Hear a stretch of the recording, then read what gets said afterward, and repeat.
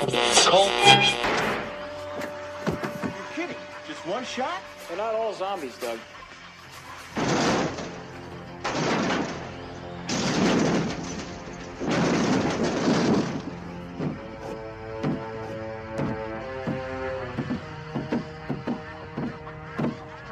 How do you fight this thing? Maybe we could drown it in A1 sauce. Well, sometimes that is better. The person you put up there ain't the person that comes back. It's a dance song to get down with. About 6 feet under. Get down. Ooh, I love this song.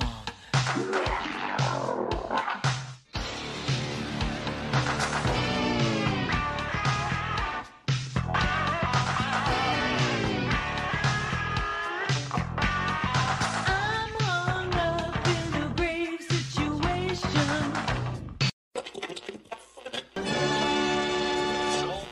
And now we come to the thrilling final episode of our radio drama. Hello and welcome to episode 180 of the Rotten Reviews podcast. Thank you everyone for showing up to another episode. I can't believe we're at episode 180. I feel like I say that every episode, but for me to keep working at this and not to actually stop or give up or just be like, you know what, I'll do the episode later and forget about it. I'm bad for that. I really am bad for that. So I've been kind of lacking on my artwork. That's why, I've been streaming for a while now, and the fact that I've been streaming constantly on YouTube every night for the last 2 weeks now and not missing a beat. It's a lot of pressure, but it also feels great at the same time because you're sticking with a routine. And in my life, I definitely need a routine. I need something that's, cut straight and just go for it. And sometimes, my mind gets ahead of me and I give up on things, or I put things off, and then I just, the next day. So the fact that we're at episode 180, I'm looking forward to 200. I'm looking forward to 250, 300. I'm looking forward to wherever this podcast is going to go. So I thank you, everyone, for showing up and listening to the podcast. All the new listeners, I've been seeing a hike in new listeners yet again, and I appreciate it very, very much. I just want to say thank you to everyone. Of course, before we get into today's episode, I just want to put a little bit of self-promoting out there, I guess, to begin with. If you guys don't make it to the end,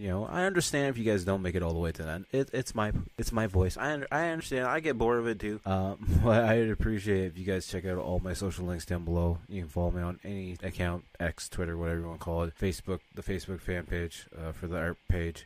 The Instagram page being the main thing. We're gonna try posting more. I'm getting it set up so I have more artwork ready ahead of time. I want to get more of these Danny DeVito What If series pieces done, and I actually want to branch off into another series. I know, crazy enough to think, but I want to try and get it so I have 5 new sketches a week to post. That way the constant content is always still there. But with that being said, also feel free to check out the TikTok channel at Typhus9. But the main thing I wanted to promote before I went on that little bit of a tangent there, make sure to check out the YouTube channel. Links will be down below in the description as well. But it's at Typhus9, where you can check out the weekly gaming video that drops every single Wednesday. We have old episodes of the podcast going up. We have various shorts going up. And like I've been saying, I've actually been streaming pretty much for 2 weeks straight from 8 p.m. Eastern Time to 10, 11 p.m. Eastern Time, playing GTA. Just did a stream for Ninja Turtle, Shredder's Revenge. Did a Fortnite stream. So we're doing a little bit more streams here and there. We're going to break up the content a little bit more. I've been enjoying GTA Online a lot, so hopefully you guys will enjoy those videos because I enjoy playing that game a lot. And that's the thing with streaming. I want to actually do games that you guys enjoy, but that I also enjoy as well. So hopefully you guys will check that out. So if you guys could be so kind to go over, give that page, channel, whatever you want to call it, a hit that subscribe button, turn on the bell notifications. That way you get notified every time I post a new video. Check out some of the old videos. Check out some of my old gameplays. I got a bunch of old gameplays. We're going to have a bunch more retro gameplays going on as well. I'm definitely looking forward to those. Those should be a lot of fun. But enough about that. I know you guys are here to listen to me talk about a movie that I've never watched before. And at the point of this intro being created, I actually haven't watched it yet because that's just how I run the podcast. I like to do the intro and then watch the movie and then record the episode as pretty much the movie's happening or very shortly afterward. That way it's always fresh in my mind. So for today's episode, we are watching from 1983, The Man with Two Brains, starring none other than Steve Martin. This movie has a 6.4 out of 10 on IMDb, 79% on Rotten Tomatoes, and 61% on TV TV Guide. 55% of Google users like this movie. The quick synopsis for this one is a brain surgeon marries a femme fatale whose life he saved, causing his life to turn upside down. Things go even more awry when he falls in love with a telepathic brain. It's a comedy, romance, sci-fi movie. Like I already said, from 1983. And it's also rated R for an hour and 33 minutes. If I sound a bit off or confused at this point in time, I'm trying a new recording setup, so hopefully everything looks good. And I got one computer off on the right side, watching my mic stats, or I don't know, waves, to make sure everything sounds good. And then I have another one set up with the movie and the recording aspect. So hopefully it all works out good. We'll see. We'll see how it goes. The first attempt. So for this movie, the director was Carl Reiner, who you guys should probably know. He's the man behind The Jerk from 1979. He's also the writer for 158 episodes of The Dick Van Dyke Show from 1961 to 1966. He also was Sal Bloom in Ocean's 11 and Ocean's 13, which I'm not really a big fan of those shows, but you know, they're alright. We have 3 people credited for writing this movie. One being Carl Reiner, of course. Another one being Steve Martin, and everyone should know what Steve Martin's from. Plane, Trains, and Automobiles. That's all that matters, right? He was also the writer for LA Story, which I didn't realize at all. I don't really remember LA Story, so it's probably something I'm going to have to revisit. He was also Pink Panther, of course. I don't know why I brought that one up. I'm not even a fan of that. He was also in Bowfinger. Let's see here. What else was it? I'm blanking. Of course, The Jerk. Apparently there's The Jerk 2, which I didn't know anything about. It's from 1984. It's got a 2.7 rating, so I'm sure that one wasn't that great at all. Yeah, then you got like Cheaper by the Dozen. You got Looney Tunes Back in Action. You have Novocaine. He's in, I think, a couple episodes, or at least one episode of The Simpsons. He was in an episode that I did for the podcast, I think last Christmas, called Mixed Nuts. There's a bunch of movies that he's in, and I'm sure you guys know him from something here or there, somewhere in between. The final person credited for writing this is also George Gipe, who passed away in 1986. He's only known for also writing Dead Men Don't Wear Plaid and the Investigators TV series from 1984. And that, sadly, he doesn't have anything else credited to his name, which is sad. I'm not sure how much he wrote of this, but you know, nonetheless. And then the other cast member that we're going to talk about, because we talked about Steve Martin a little bit, we're going to talk about Kathleen Turner, who, did you know she was in a TV show called The Doctors from 1978 to 1979, where she played Nola Dancy Aldrich for 243 episodes? I had no idea. I don't even know what that's about. I'm assuming it's about doctors, but you know, other than that, I don't know anything about it. But yeah, she's in a bunch of other episodes, like Nip Tuck. She's in an episode. She's in an episode of Law and Order. She's Constance from Monster House. She's in 3 episodes of Friends, Californication. She's in an episode of Family Guy. Just does a bunch of TV related roles. So the tagline for this movie is "So funny you will laugh your head off." I'm sure they could have came up with a better tagline, but what do I know? I guess. All right. But with that being said, we're gonna get ready to start the movie. So if you guys are new here, and I know some of you guys might be, I know I'm probably gonna get a few Steve Martin fans in here. I probably didn't mention one of his other movies that I should have, and they're gonna say in the comments below, why didn't you mention, you know, this movie or that movie? Whatever. It is what it is. But if you're new here and you don't want to be spoiled on a movie that came out in 1983, feel free to pause this episode now, go find yourself a copy of it, and go watch it, and then come back to the podcast, because we need you here. I need you here. Well, I don't know why I say we, because I'm a one-man show. That's all there is to it. But yeah, I appreciate if you guys stuck around. But like I said, if you don't want to be spoiled, feel free to pause the episode now, find a copy of it, and then come back. Or just listen to me talk about it, because I'll be breaking down the points from the start of the movie to the end of the movie and hitting all the points in between that catch my interest. So I pretty much tell you what happens in the movie. You just don't have that, you know, Steve Martin voice in your ear. You have my stupid voice in your ear. So hopefully you guys will stay around. And with that being said, I'm going to get right into the movie right now. Presents Saturday Night at the Movies, the television series which each week brings you the finest in recent motion pictures. Tonight, he's a world-famous brain surgeon. The only time we doctors should accept death is when it's caused by our own incompetence. Blade scalpel, Metzenbaum scissors. Who wants only one thing in a woman. Let the cat out of here. The perfect mind in the perfect body. Steve Martin's out of control in The Man with Two Brains. She's not right. She's dead. Dead? I better get her to a cemetery right away. 10. Jumpy? 6 weeks and you haven't made love to your wife yet? Into the mud, scum queen. Oh, you have no hair. Oh, sorry.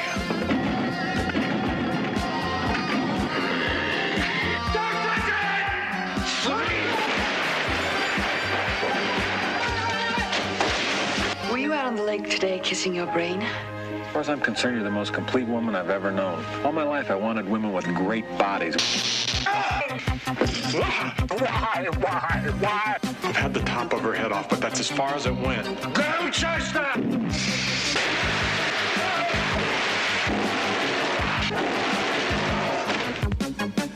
Steve Martin, the man with two brains. You'll laugh your cranium off. Yeah. Rated R. Starts Friday, June 3rd. Check newspapers for local listing. We got that movie starting out with that classic Warner Bros. Picture. I love that. You know, memories think back to Looney Tunes and anything related to them. Or the WB Kids. That was a big memory of mine as well. And then the movie starts out with one of those energy balls. Like if you put your hands on it, the electrodes come out to you. But then we see the intro credits happening, and it's like electricity bolts coming through that ball, and you know, it's a Carl Reiner film, Steve Martin and the man with two brains. It's kind of like a very Frankenstein-esque image to start off the movie. And then we see Steve Martin just coming into the picture. You know, he's got his full medical gear on, he's got his like headlamp on, you got the music playing, and then we hear a cat meowing. He's like, hey, get that cat out of here, we need it out of here now. And then we just cut to Steve Martin in the car, and some guy's like, hey, I really appreciate you letting me watch us. You did that brain surgery. And Martin's like, well, you know, it would have been better if they actually needed the brain, I guess. Would have been better, but you know, it is what it is. Also, I'm horrible at this. Like, I'm probably going to mention Steve Martin by his actual name, but in the movie he's playing Dr. Michael Huffer.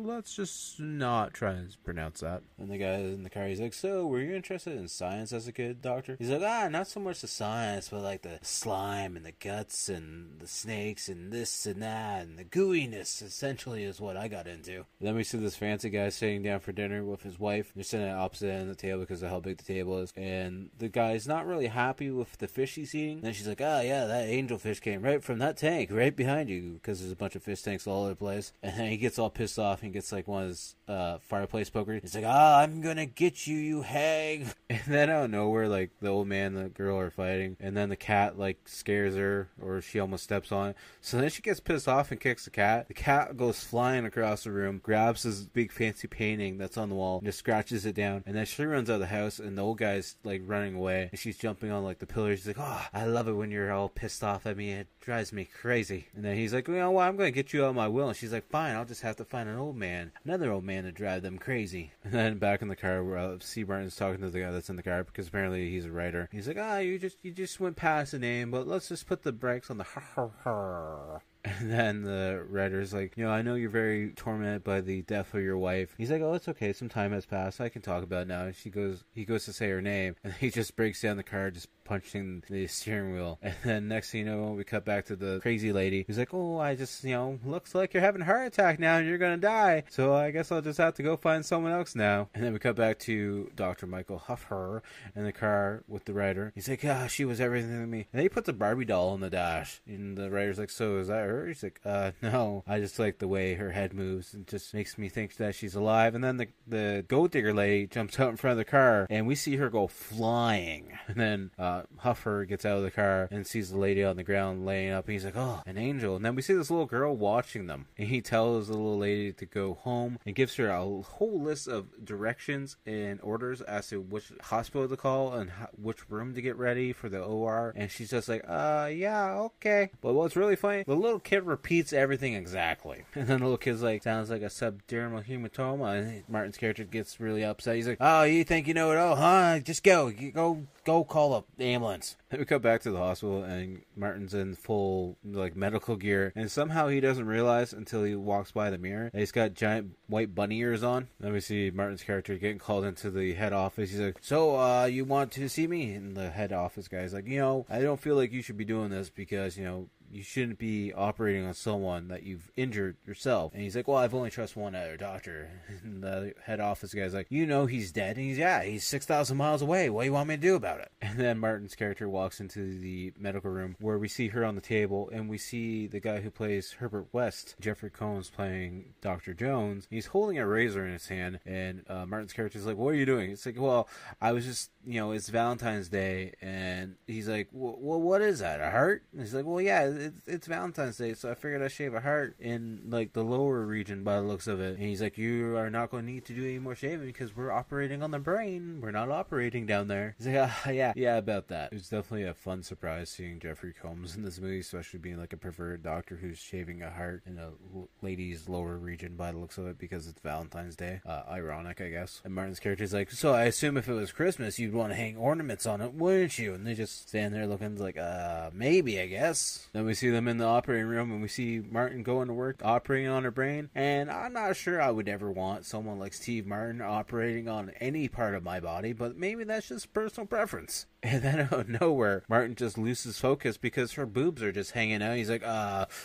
can you cover up her boobs, please? I can't look at this right now. And then out of nowhere, that damn cat comes back again. And then out of nowhere, he's like, yeah, cranial screw top. And we just see her hair spinning as if he's like screwing the top of her skull back onto her head. And then she's waking up in bed, and he's there watching the whole time, just waiting for her. And he's like, what happened? Oh, you had a horrible accident. And yeah. And then we cut to see the rich guy being, taken away on stretcher. And then there's a dwarf, if that's the technical term, pushing another stretcher, which we assume might be the cat or the dog, I guess. Good old 80s comedy humor, right? Just so we're putting it out there, I don't condone any animal violence, so I don't want to hear any backlash about that either, okay? Animals do not need to be hurt, and those who hurt animals should be hurt themselves, just so we're clear. And then we see Martin back in his home. He's going over the x-rays of the lady that just came in, and he's like, oh, I would love to jump on those bones. And then he talks to his wife's painting that's up on the wall, but it looks like it's really poorly done. Just as one artist is painting to another artist, it's definitely not a very realistic painting by any means. And then he's like going on, he's like, I will never tell her the poem that I share with you. And as he's saying the poem to the painting, he finishes the poem in the room where the lady is, resting. And then I don't know where she just grabs his pants, and he's like, oh, all right. And then a nurse walks in, and he's like, good to see you, nurse. Glad to see you're here. Can you get this hand off of my belt? Good grip strength, though, just so you know. And then he brings her a book of poems, and one of the poems is called Pointy Bird, Pointy, Annoy Bird, something. It's stupid. It's just stupid comedy. And then she starts going on about the pity party, about how that guy that she was with, and she should have never went there. And then she starts playing with the controls button on the medical bed and pushes him forward, and then they start making out. And then next thing we see him, explaining to his wife's painting about what's going on. And then the whole house starts to shake, and we just hear a woman's voice saying no. And then the painting just starts rotating on the wall like it's possessed. But yeah, he's just like, I just need any kind of sign. And I'll just keep looking for it, as his hair's all messed up because it looked like a windstorm went through the house. The wall's cracked, the painting's half sideways. He's like, I'll just keep looking for any kind of sign that says I shouldn't get married to her. And the next thing we know, we see him in the medical room with her. She's still bedridden, but she's in a wedding gown now, and they're getting married. And then he's bringing her home. He's like, hey, honey, here's your new home, the house of her. And then he carries her from the car to the front door and stands inside the door. He's like, I want this moment to last forever. And then it's like the next day, and the birds are chirping, and he's still standing there holding her, and they're both passed out, and he's somehow still holding her while asleep. And the Mexican maid comes over. He's like, Senor, you want some breakfast? We got plenty of pictures of you just standing here all night. He's like, yes, I'll go get cleaned up though first. And then of course, she's in a wheelchair still at the table, and she's like, I sure wish I could get out of this wheelchair instead of helping around the house. And Martin's like, you will soon enough. Then he goes to leave for work, and she's looking outside the patio door, and we see a shirtless, muscular gardener working away, and she gets all excited and gets right up out of the wheelchair. He goes right to the patio door, and he's like, I forgot something. And then she looks over at him and just falls to the ground. He's like, you're walking. He's like, yeah. Who's that guy outside though with no shirt on? And then she's like, so Ramon, does he ever leave that guy alone, like not come work with him? Like, are they here like multiple days a week? Like, I'm just curious what that guy's schedule is. Then we see Dr. Huffer walking through the hospital, and one of the older doctors is like, hey, how's married life working out for you? And he gets all pissed off about it. He's like, I don't know why I'm so high strung. I don't know what I'm doing anymore. And then he walks over to one of the washing up sinks and starts to get ready to urinate in. He's like, I don't even know what's going on anymore. Then we come back to Huffer's house, and we see the shirtless gardener guy just getting it on with Dolores, and Roman walks in, and he's like, yeah, I don't think that's right. Then once Martin's character gets home and they're sitting down for dinner, Dolores is like, so I had to fire him because he cupped my breasts. And Martin's like, I haven't even done that yet. She's like, yeah, I know, I told him. He said he had to measure me for some stuff, so he had to go. And then we see Martin's character breaking down the side a little bit, and then Dolores goes over to him and she's like, I just want to be everything that, Rebecca was for you and do everything that she did for you. He's like, so when can you start? She's like, how soon can you be home? He's like, well, I got 2 brain operations to do, but I can do them really, really fast. It won't make a difference, trust me. I'll be home quickly. Just wait, please. And then we cut to see Martin doing 2 brain operations at the exact same time, and then there's like the glass room area where people can observe, and for whatever reason, it looks like the YMCA crew members are all in there, because there's like a native guy, there's like a cowboy, and some other weird characters just watching. And then he gets done the brain surgeries really quickly, rips off his medical clothes, puts on his hat, and just leaves. And next thing you know, we see Dolores being like, oh wow, you're so early. He's like, yeah, I am early. We good? We good to go now? We good to have happy time? And then we see them getting ready for a very intimate moment. And she's like, oh, this outfit, just so you know, is very tight. You might have to tear it off me. He's like, I like tearing stuff. I'm good at tearing stuff. Can I tear stuff now, please? And then, they're getting intimate, getting kissy, and she's like, I can't wait till next Thursday. And he's like, today's Monday. She's like, well, you don't mind waiting, right? And then he gets up to walk away, and his hat is stuck to his lap, and you can just assume why. And then he gets up against a window for whatever reason to look outside, and the glass breaks. He's like, oh, the breeze feels very good right now. And then we see Michael back at work, and he's having a meeting with the head doctor. He's like, so my staff says you're a little bit jumpy and a little bit tense. And he's like, me? Tense? As he shuts the door, slams it, and then next thing you know, we see him holding the doorknob with part of the broken door in his hand. He's like, I'm doing great, and then he does a backflip off the wall, and he starts breaking down how he's been married for 6 weeks, and they haven't done anything yet. And he's like, she's had,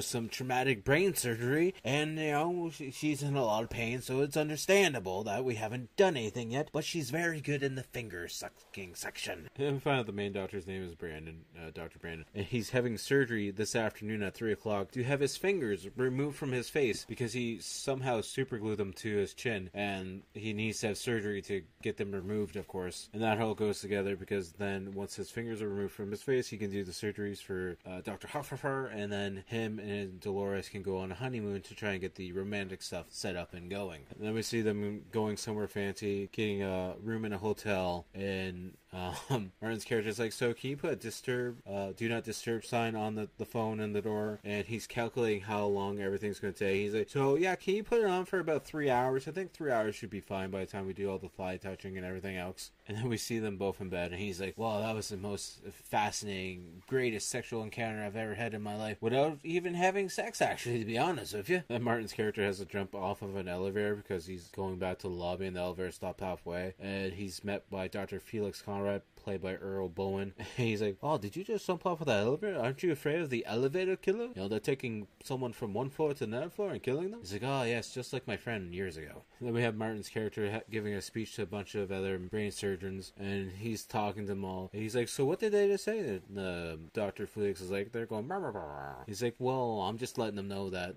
the great minds of people can be kept alive in the bodies of dumb people. And then Martin's like, so to make transplants possible, I've created the screw top transplant. That way you don't have to shave the head. You can just screw the top off. And it's childproof, to be honest. You gotta push down and turn at the same time to open the brain. He screws off the top of the guy's head. He's like, voila, the brain. And a bunch of oranges pop out. And apparently this is the 4th case this month of someone getting their brain stolen. And then everyone in the lecture hall kind of breaks out and start going crazy. They're like, oh no, the brain's been stolen. The brain's been stolen. And one of the guys from the lecture hall meets up with Martin later on and kind of doubts him being the most brilliant brain surgeon there is. And then Martin starts pulling out random pieces of newspaper, being like, hey, read this one. That'll prove you're wrong. I'm the most brilliant brain surgeon there ever is. And then the guy's like, so my laboratory is set up in my home, so if you have some free time, I can take you home so you can go see it. He's like, when? I'll go to it. I'm excited to go see it. Let's go see it. And then as they're walking away, we just see a guy, black gloves on and a trench coat on. He's got a giant syringe in his hand shooting out some liquid, and he walks into an elevator, and this old lady gets in an elevator with him. She's like, oh, I wasn't expecting to see you here. And then she just faints. And then we get to the guy's home. He's like,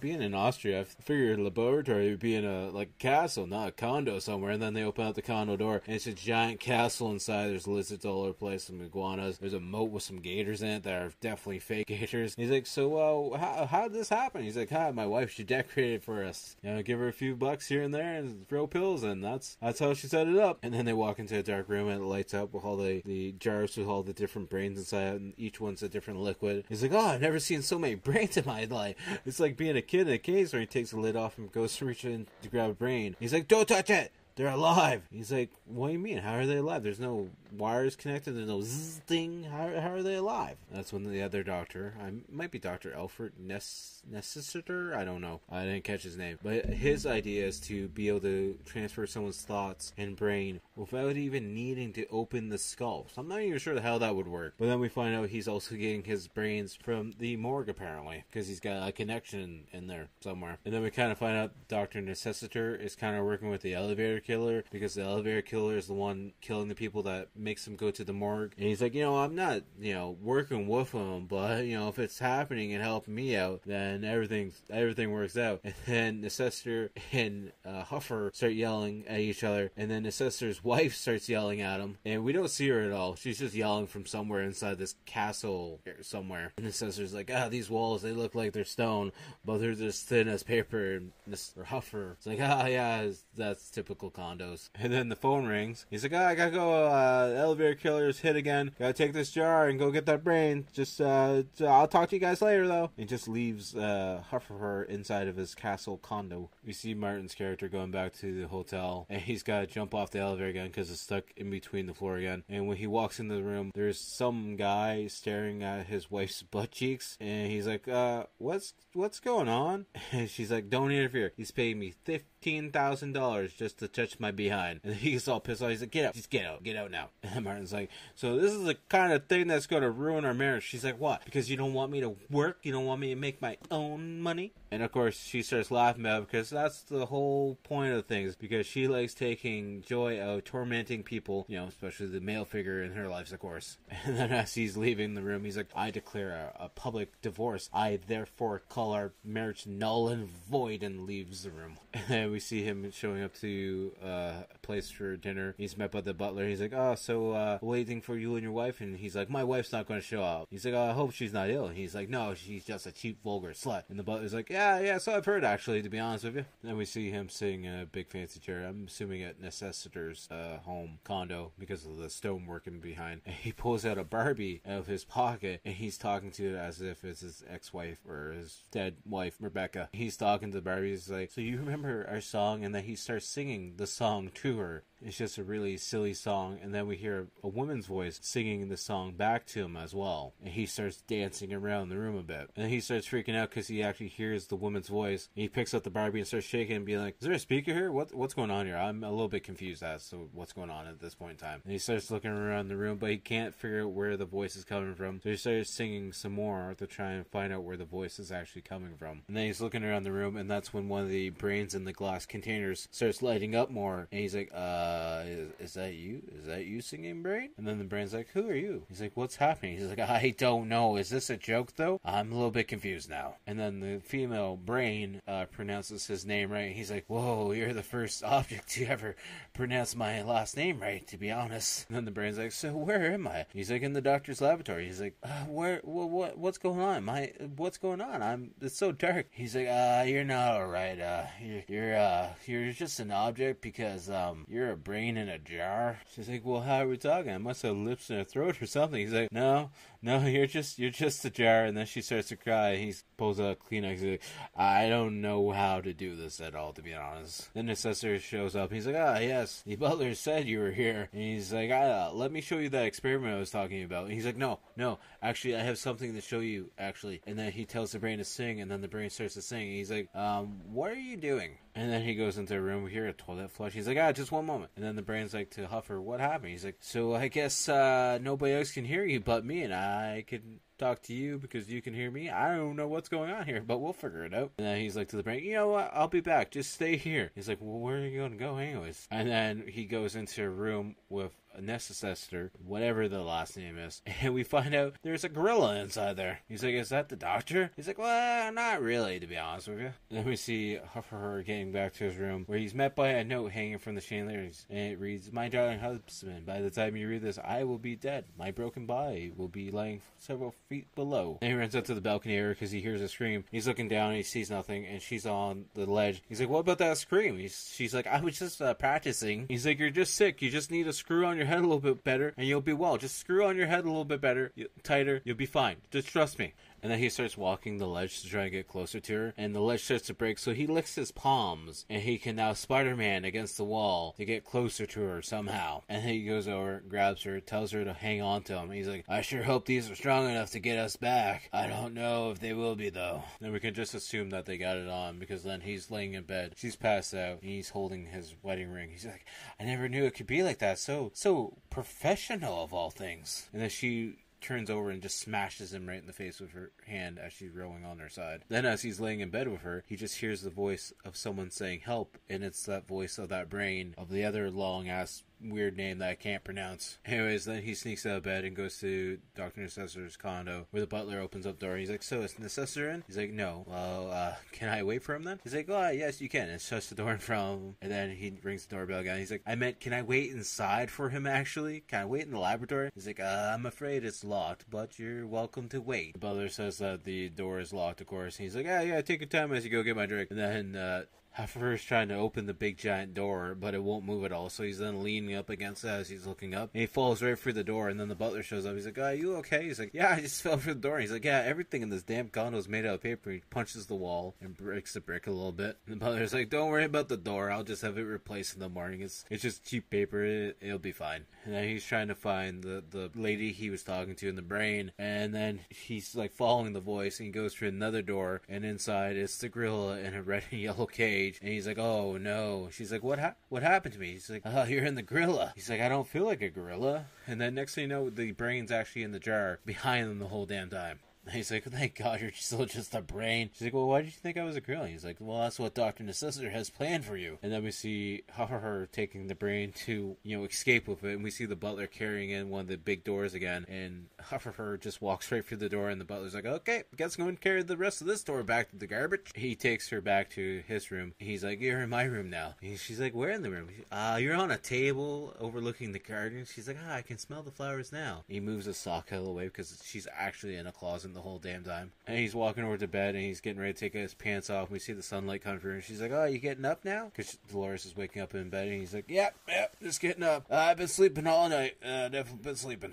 And then we see them having breakfast, and he's like, I think I'm due for a sabbatical. How long we stay here, find like a cottage, cabin somewhere, set up a little office, little laboratory. There's a lot of weird things happening around here, a lot of brain science. Maybe I'll set up a little office, and we'll just stay a couple weeks, And then butler waiter comes up, and he's like, can I clean off your table? He's like, yeah, of course, clean up the table. And then Dolores like, yeah, actually, I'm going to stay in the room, honestly, and not help you look for a new office to set up, because now she's eyeing up the waiter guy, butler, whatever. And then we see her meeting with like a realtor, and he's getting ready to see this place, and he's carrying a cat carrier. And he's like, oh, look, you got a little cute kitty cat. And it's actually the brain inside there. And he's wrapped around a towel. And the realtor's like, oh, look, she's so cute, so all wrapped up like that. And he hits him with the cat carrier. He's like, let's go see the room, please. And then we see him speed back to the hotel room and starts packing all this up. And he's like, come on, we gotta go, we got stuff to do, let's go.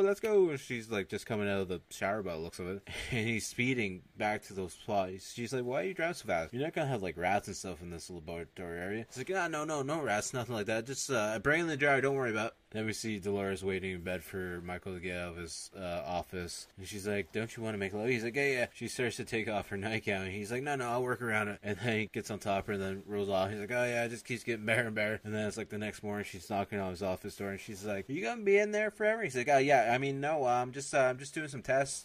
You can go into town by yourself if you want. Next thing we see is Michael in a rowboat with his hat on, just having a nice Sunday afternoon with the brain sitting on a picnic basket with his sun hat on. He's like, my whole entire life I've been looking for the woman with the perfect body, and now I'm just admired by a brain in a jar, and I'm in love. He's like, I don't know if this is crazy or not, but like I bought you a pair of wax lips, and I was gonna stick them on your jar. Is that crazy? And the brain's like, no, go ahead, please do it. Then later that afternoon, Dolores like, so Michael, did you by chance take your rowboat out on the lake with your brain by chance? He's like, no, I didn't leave the house at all. She's like, it's kind of interesting. Do you think there's anyone else around here that will have a rowboat and a brain in a jar? I'm just curious what you think, Michael. And then they start arguing because she's like, oh, now it's a women's brain, huh? And then phone rings, and he picks it up, and we find out that his aunt's dead, and he's getting inheritance for a bunch of money. And he's like, how do you find out about my inheritance? You're only sticking around for the money. She's like, well, duh, why else would I be sticking around? So then he storms off to go get his suitcase packed up. And she takes the brain and puts it inside the oven and turns the oven on. And then Michael just hears the brain yelling for help. He's like, well, what's going on? So it takes Michael a few seconds to figure out that the brain's in the oven. So he pulls it out and he starts like hot potatoing it and puts it in the sink and starts,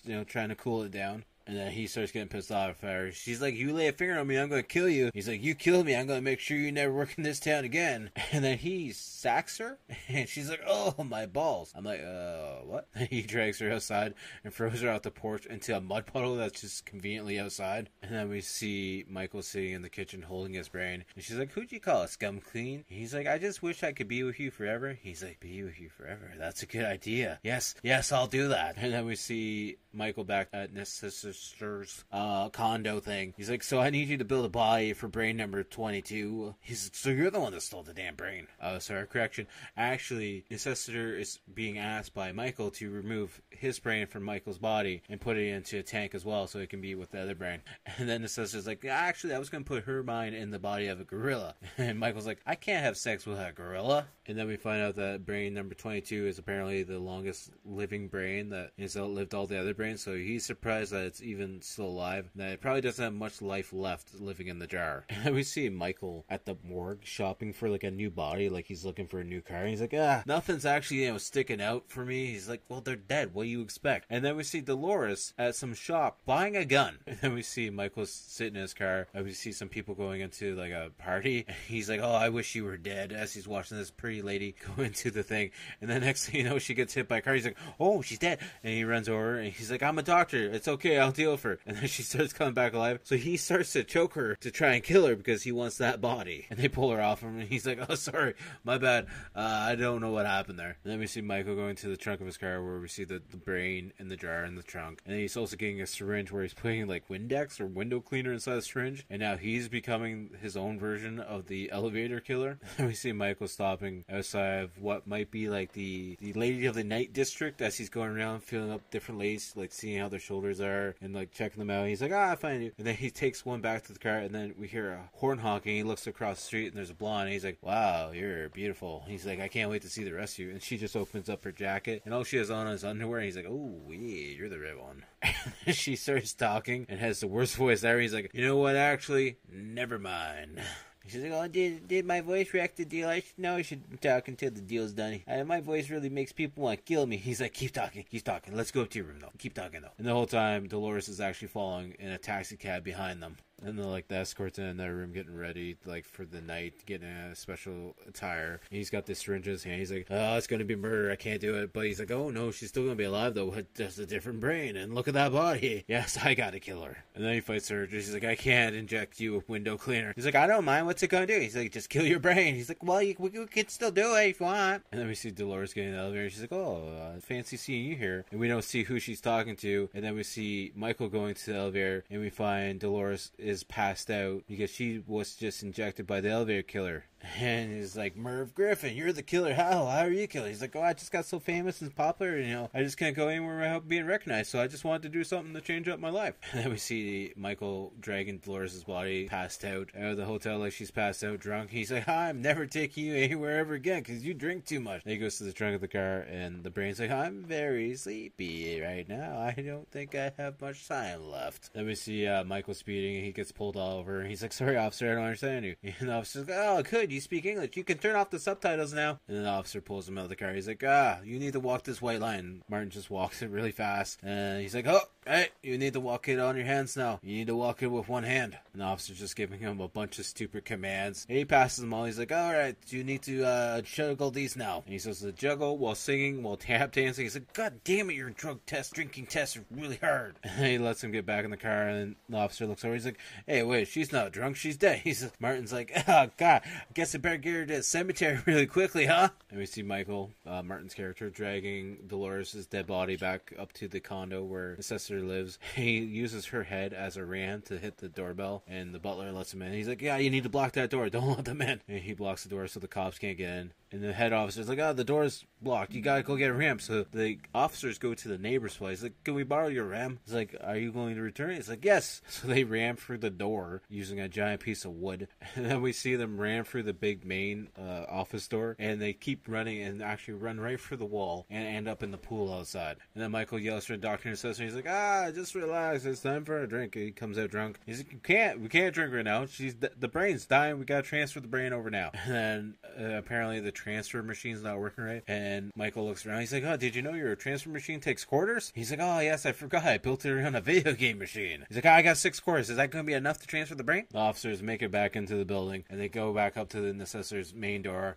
and they kick it, and he's like, it's open. So they're like, toss back the ram to the neighbors. We don't need it anymore. And then they rush in. It's like, you're under arrest for murder. And Martin's character is like, we're resurrecting the dead. And then he grabs the transfer thing and starts getting electrocuted. And then one of the officers shoots at him, and he starts pinballing off of the various equipment around in the assessor's apartment, condo, whatever you want to call it. And the explosion happens, and we see Michael go flying out of the apartment condo and into the pool down below. And the assessor's walking around being like, wonder how that happened. And then he looks down at Dolores' body, and he's like, it looks like the operation was a success, but the doctor's dead in the pool below. And we see Michael waking up in a hospital bed, and he's like, where am I? And then he's apparently back home now, and the doctor's like, your wife's waiting for you out in the lobby. The first thing out of Michael's mouth is, whose brain does she have? And the doctor's like, what do you mean? He's like, wait, I don't want my wife to see me yet. I want to be on my own 2 feet. He kind of just slides his 2 feet out. He's like, all right, I'm good now. And then we see Michael slowly stumbling down the hallway to his new bride, which is Dolores' body, but she's all shy and nervous because she's a compulsive eater, and it's been 6 weeks since he's been in the coma. And then we see him finally home with her, and he's like struggling to carry her into the front door. He gets her into the front door, and then we see a still shot of him standing there as he looks like he's getting ready to collapse, and there's font on the screen saying Merc Griffin hasn't turned himself in and still at large, blah blah blah. And then the outro credits start to roll and the movie's over. And I gotta say, this movie was a lot of fun. This first time I've ever seen it, gotta say, and the concept behind it and just the comedy is the kind of style that I like. I enjoy this 80s style comedy movie, and I appreciate this a lot, and I'm totally glad I watched this. I'll try and do a piece of artwork based off of it, but I'm not sure if I'll get around to it this week, but we'll see what I can do. On the Rotten scale though, out of 10, I'm giving this one 8.5 because I enjoy this one a lot. Hopefully you guys will find a copy of it somewhere. You can rent it for like $5 on YouTube. So if you guys want to do that or not, you can rent it on Amazon as well. But you definitely just rent it on YouTube. It would be fine that way. So it brings us to that point in time in the podcast where we gotta pick what we're going to be watching next week. This is another movie from the 80s that I used to watch with my parents all the time. It's a film series. I think there's probably like 7 or 8 movies in it, to be honest with you. But we are watching the first one. If you guys want me to review the other ones, let me know down in the comments below. But we're going to watch the original Police Academy, because I'm really looking forward to this. Maybe if we ever get around to doing these short episodes, maybe we'll even cover the cartoon series, because I only watched that once, and I don't really remember that well. But we're going to watch the 1984 original comedy classic, Police Academy, and I'm really looking forward to this one. So hopefully you guys will check it out as well. And as always, thank you guys for making it this far if you did. You guys are true legends, and I appreciate the support and everything that you guys do for me. And as always, please do check out the outro band. The links will be down below. Trauma-based horror band, Blood Opera. They got a new album coming out soon. This is their newest song that I've been playing on repeat on all these episodes for the most part. So definitely I'll be playing more songs once the new album comes out, and just definitely go check out all the links down below. You can find them on Instagram, SoundCloud, YouTube, Spotify, Facebook, anywhere and everywhere. Check out the Etsy shop as well too. They got some pretty cool stuff. And as always, check out my links down below as well. Find me on all social media accounts at Typhon Design. But that main thing that we've been posting and promoting on and pushing the most is the YouTube channel. Go check that out. We got the weekly game video coming out every Wednesday. What episode to podcast? We got some live streams over there as well. Definitely go check it out. Once we hit that 1,000 subs, we're going to be giving away some free artwork, so definitely go share that as well. Until next time, we'll talk to you guys all later. Peace! Go into All Saints' Day. The night of the dead begins then. And if the portals of hell don't get shut before, no dead body will ever be able to rest in peace again. And so the dead will rise up and take over the earth, and you've got to get to Dunwich. You must reclose those gates.